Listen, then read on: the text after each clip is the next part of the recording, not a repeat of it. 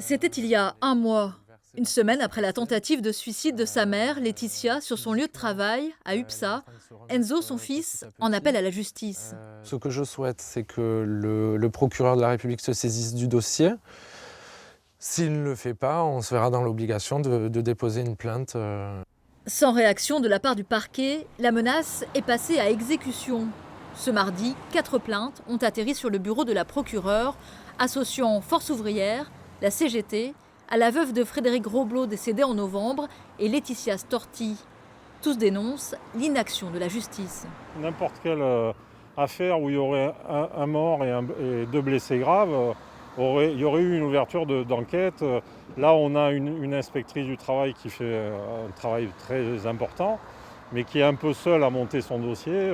On souhaite que le procureur se saisisse.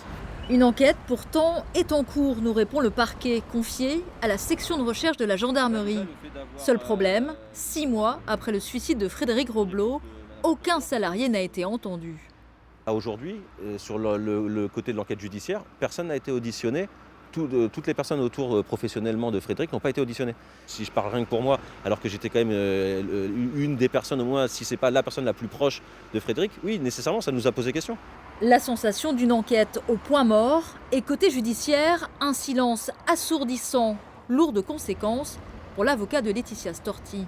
On sait qu'il y a un phénomène de réitération dans ce genre de faits et on ne voudrait pas prendre le risque avec un nouveau salarié qui pourrait décider d'aller aussi loin que ça.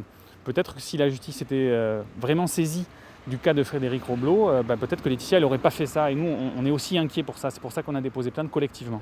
Syndicats et avocats espèrent ainsi que la justice prenne enfin la mesure du problème à UPSA et désigne un juge d'instruction.